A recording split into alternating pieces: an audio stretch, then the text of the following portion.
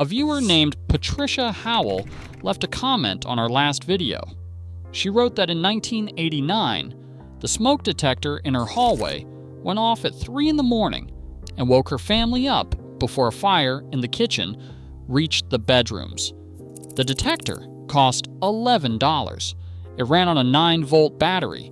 It had no Wi-Fi and no app and no touchscreen. And it saved 4 lives.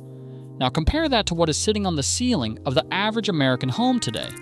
You spend $60 on a Kitty smart detector with a sealed 10-year battery, a hush button, and a test feature right from your phone. It has a clean white design, and it looks like something out of a modern home catalog. But in a slow, burning fire, that detector may not wake you up in time. The smoke may fill your hallway for 45 minutes before the alarm triggers. By then, the carbon monoxide has already done its work. This is not speculation. This is the documented finding of the National Fire Protection Association and the conclusion of federal engineers who rewrote the testing standard that put the safety seal on every detector you have ever owned. In this investigation, we are going to expose the ionization scam that the industry has known about since the 1970s and refused to fix, the 40 million unit recall that left defective detectors on American ceilings for years, and the sealed battery conspiracy that engineered away your ability to repair the very device that is supposed to save your life. The first crime starts with the technology inside almost every detector you have ever owned. Before there were ionization detectors, there were photoelectric detectors. The original residential smoke alarm technology used a light beam inside a small chamber. When smoke particles entered the chamber, they scattered the beam. The alarm triggered. It was simple, it was reliable, and it worked effectively against the full range of fire types. Fast flaming fires, slow smoldering fires, the kind of fire that starts in a wall outlet at 2 in the morning while your family is asleep. But in the 1970s and the 1980s, manufacturers made a decision, not an engineering decision, a financial decision. Ionization technology was cheaper to produce. The core component, a tiny pellet of americium-241, cost pennies. The ionization chamber was simpler to manufacture than a precision optical system. The profit margin on a $60 detector was significantly better with ionization inside than with photoelectric inside, so ionization became the industry standard, and photoelectric technology was quietly pushed to the premium shelf. But there was a fatal performance gap that the industry understood and never fixed. Ionization detectors respond quickly to fast flaming fires. Open fires have large, combusting particles, but the majority of residential fire deaths happen in slow, smoldering fires. A faulty wire in the wall, a cigarette in a couch cushion, overheated wiring in an attic. These fires produce carbon monoxide and toxic smoke for 30 to 60 minutes before flames are visible. Research by the National Fire Protection Association has shown that ionization alarms can take 30 to 60 minutes longer to trigger than photoelectric detectors. In a scenario where you are asleep and carbon monoxide is rising, 30 minutes is the difference between waking up and not waking up. And it gets worse. Because ionization detectors are notoriously sensitive to cooking smoke and steam from showers and burning toast, homeowners remove the batteries. This is documented. Data from the National Fire Protection Association shows that a significant share of fatal home fires where smoke alarms were present failed to operate, and the leading cause was missing or disconnected batteries. The technology manufactured its own defeat. The detector cried wolf so many times that the homeowner silenced it, and then the wolf came. Here's what makes this a crime and not a mistake. Underwriters Laboratories, the organization whose certification mark appears on every smoke detector sold in the United States, did not require testing for smoldering fire scenarios until the 8th edition of UL Standard 217, which took effect in 2020. For decades, a detector could pass the Underwriters Laboratories test without ever being evaluated against the fire type most likely to kill a sleeping family. The companies knew the performance gap existed. The standard did not require them to close it, so they did not. They sold you a technology optimized for cheap manufacturing and labeled it life safety equipment. But if the technology was the first crime, the second crime was in the manufacturing itself, and it affected tens of millions of homes all at once. Kitty is not a small company. Kitty is the largest residential smoke detector brand in the United States, owned by Carrier Global, a corporation spun out of United Technologies, one of the largest industrial conglomerates in the history of American manufacturing. When Kitty has a defect, it does not affect a neighborhood. It affects the country. In September 2018, Kitty and the U.S. Consumer Product Safety Commission announced a recall. The number on that recall was approximately 40 million units. 40 million dual-sensor smoke alarms were manufactured between January 2003 and October 2017, covering 14 years of production. Not a bad batch. Not a single model year. 14 years of the company's primary product line. The defect was in the plastic cover. A yellowing or discoloration of the housing could prevent the cover from properly latching to the detector base, potentially causing the alarm to malfunction or fail to alert occupants in a fire.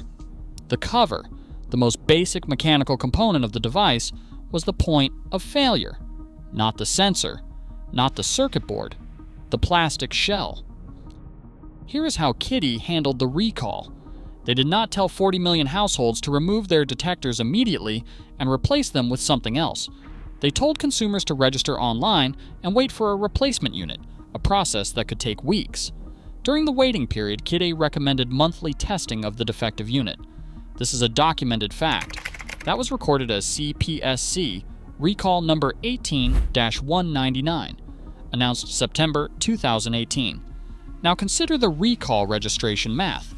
CPSC research has shown that the average recall registration rate across consumer products runs well below 30%. Most consumers never see the press release. They never visit the recall website. They never know their detector was recalled. The 40 million units on American ceilings did not become 30 million or 20 million.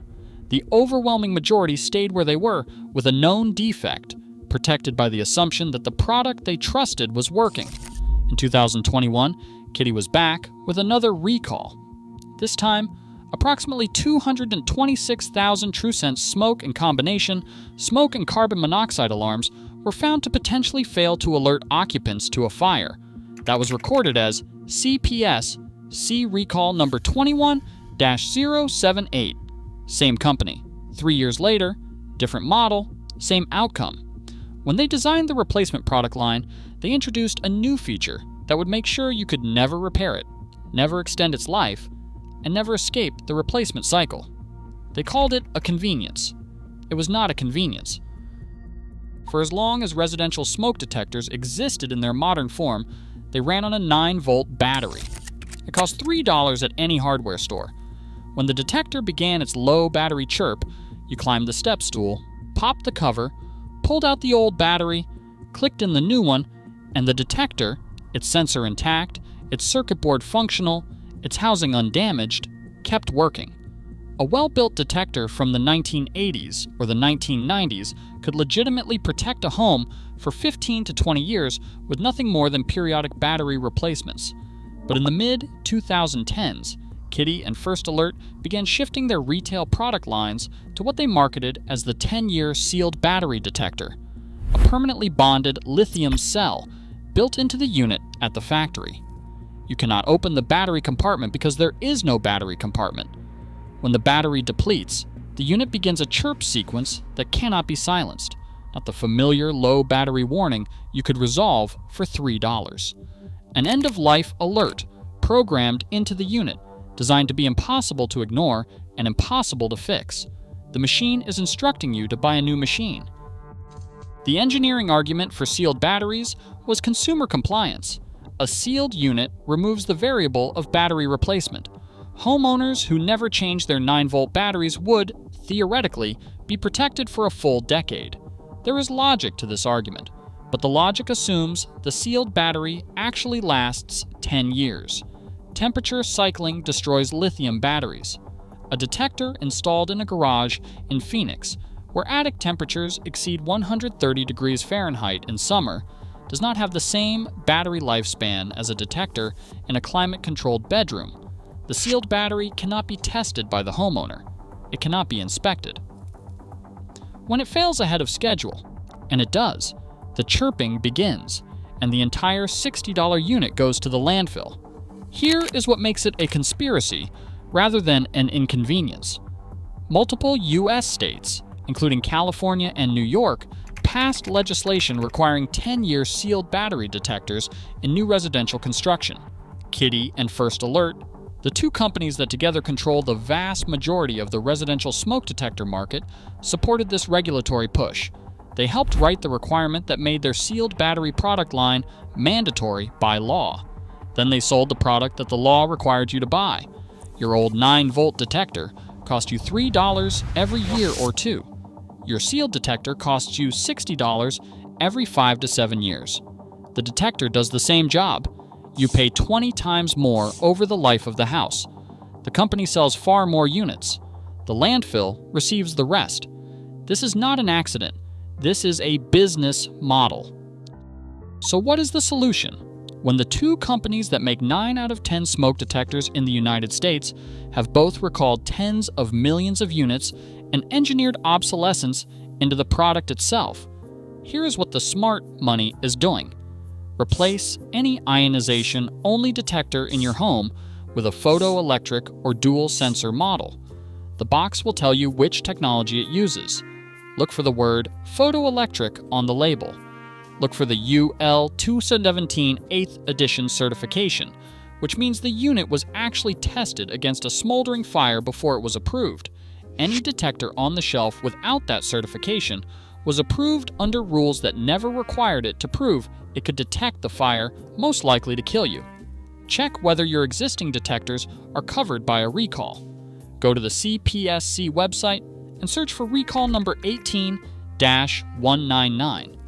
If you have a Kitty unit manufactured before 2018, your detector may be one of 40 million. Most people never registered. The instructions are still there. Test every detector in your home today, not next month. Today. Then test it again next month. The NFPA recommends monthly testing, and most homeowners do it once a year at best. The button is there. Push it. Do not be seduced by app connectivity, color-coded LED alerts, and smart home integration. Those features add complexity, add failure points, and add nothing to the detector's ability to wake you up in a fire. The more features it has, the more ways it can fail to do the one thing it exists to do. The companies expect you to trust the disc of plastic on your ceiling because a regulatory body told you to put it there. Stop extending that trust automatically.